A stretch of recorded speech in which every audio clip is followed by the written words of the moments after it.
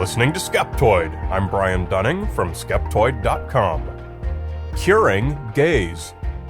Today we're going to point the skeptical eye at therapies designed to convert homosexuals into heterosexuals. Such programs make headlines pretty frequently for their controversial nature, with proponents positioning it as an important spiritual or psychological healing, and opponents charging it with being misguided, unscientific, insulting, ineffective, and completely unnecessary. Some of the answers depend on your point of view, but others can be answered for certain with sound science. This is one of those issues that has all sorts of philosophical, moral, and religious facets. Those are all valid debates, but here on Skeptoid, we leave those to others. Today, we're going to focus on just the science. Is homosexuality truly a psychological condition that requires treatment? Can any of the existing treatments actually change sexual orientation? Has there been any meaningful success?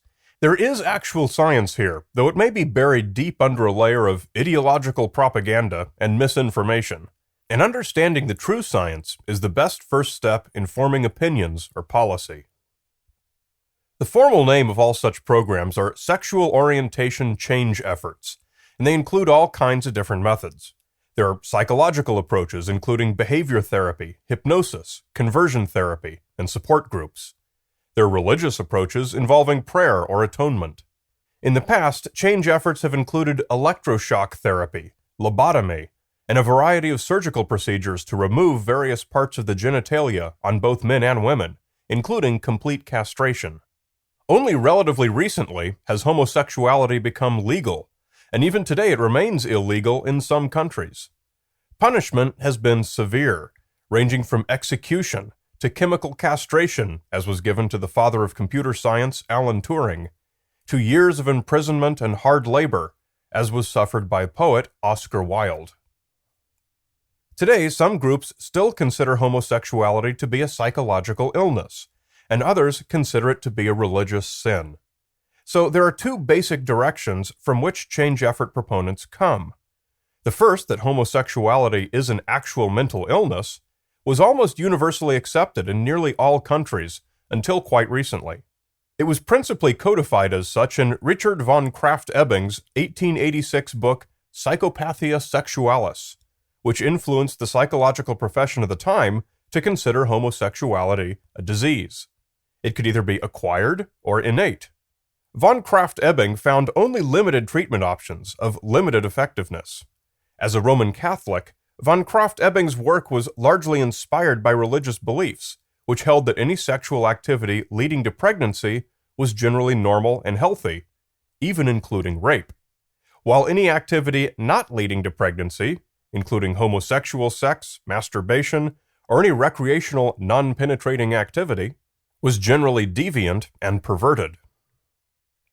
This was the prevailing view until Sigmund Freud presented a differing opinion in the first half of the 20th century. Freud believed that everyone was naturally bisexual, with some tendencies toward both heterosexuality and homosexuality, one or the other usually dominating. He did not consider either to be an illness by itself, and most of his work with patients focused not on trying to change this cause, but on helping patients deal with the resulting effects: confusion, self-esteem, rejection, inhibitions, or simply unhappiness.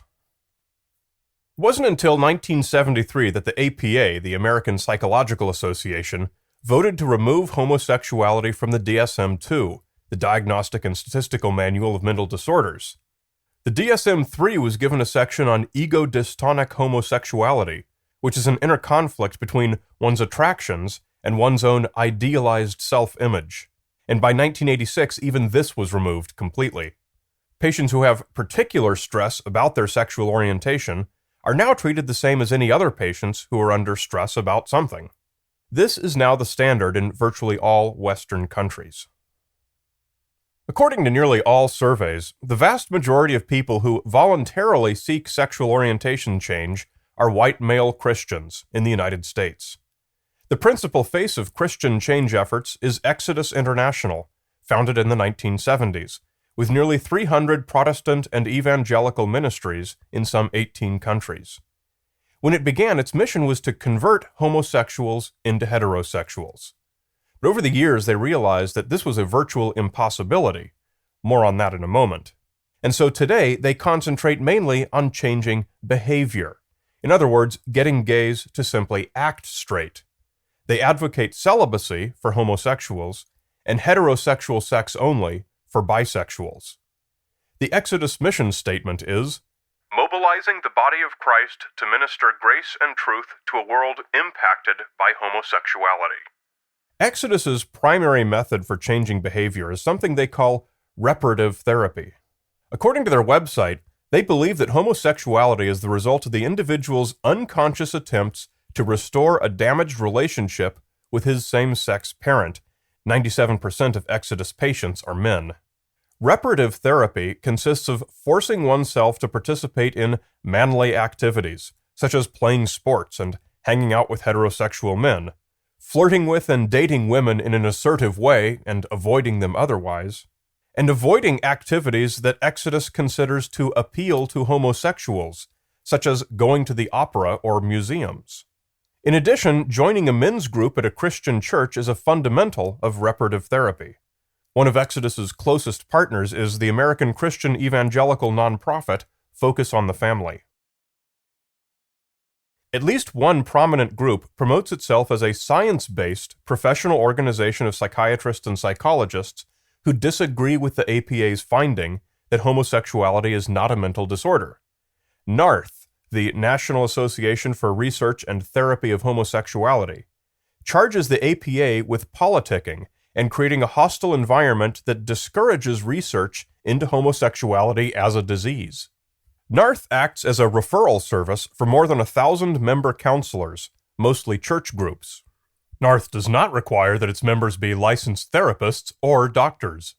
NARTH also works closely with Focus on the Family.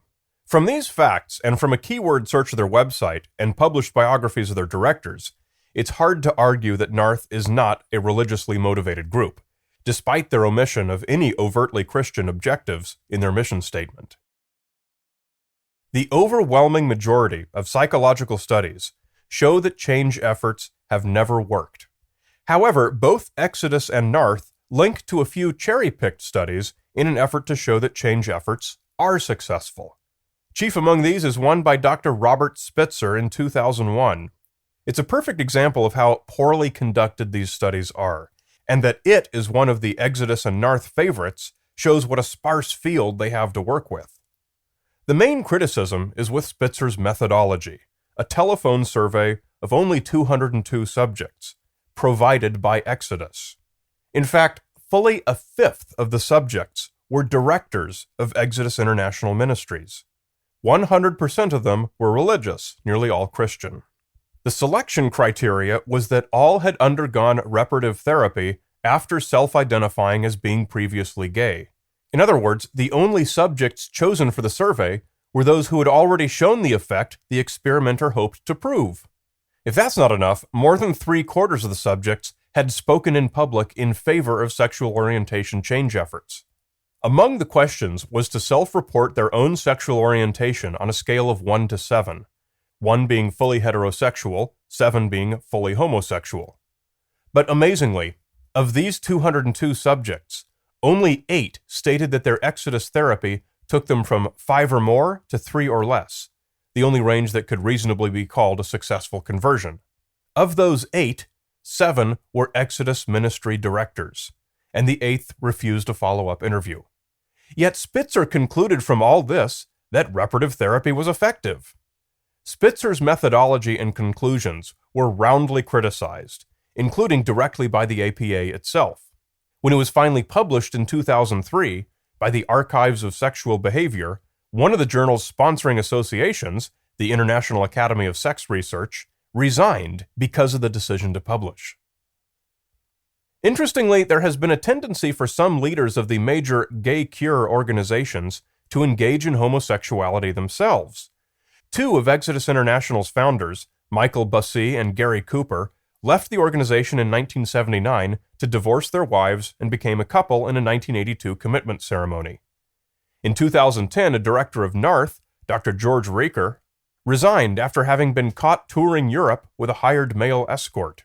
Incidents like these show that at least some of the leadership of the organizations have been men with personal internal conflicts between Christianity and their own sexuality. And we often consider former drug addicts to be well-conditioned to be drug counselors. And it's perhaps equally appropriate for these men who have had their own issues to counsel other gay Christians. These incidents shouldn't surprise anyone. In fact, they probably shouldn't even be considered incidents. Relapsing is an expected consequence of many forms of counseling. It doesn't necessarily mean that the counseling itself is fundamentally flawed. Neither does the religious nature of gay cures say anything about their effectiveness, and it's not a relevant line of investigation. Whether gays should seek change efforts, or whether homosexuality is sinful, are not science questions. To find out whether the change efforts work, we review the scientific research, and fortunately, that's already been done in about as comprehensive a way as possible. In 2007, under pressure from a growing evangelical movement promoting change efforts, the American Psychological Association announced the formation of a Task Force on Appropriate Therapeutic Responses to Sexual Orientation, charged with assessing how best to deal with patients who express a desire to change their sexual orientation, and to evaluate the effectiveness of existing interventions. Their report was published in August of 2009. The abstract summarizes their conclusions. Efforts to change sexual orientation are unlikely to be successful and involve some risk of harm, contrary to the claims of change effort practitioners and advocates. Even though the research and clinical literature demonstrate that same-sex sexual and romantic attractions, feelings, and behaviors are normal and positive variations of human sexuality, regardless of sexual orientation identity, the task force concluded that the population that undergoes change efforts tends to have strongly conservative religious views that lead them to seek to change their sexual orientation. Thus, the appropriate application of affirmative therapeutic interventions for those who seek change efforts involves therapist acceptance, support, and understanding of clients, and the facilitation of clients' active coping, social support, and identity exploration and development, without imposing a specific sexual orientation identity outcome. As anyone who lives and breathes has learned, trying to change people is nearly always destined for failure. There is no upside in changing from one person with one set of problems into a different person with a whole new set of problems. It usually just compounds all those problems together. Sexual orientation change efforts are no different. Recognizing their failure is neither pro-gay nor anti-gay, and it's neither pro-religion nor anti-religion. They simply don't work, and from the psychological data, they're both ill-advised and unnecessary.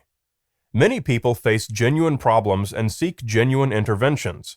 For such people, we do have genuine psychological solutions that are proven to work. Trying to change who you are is not one of them.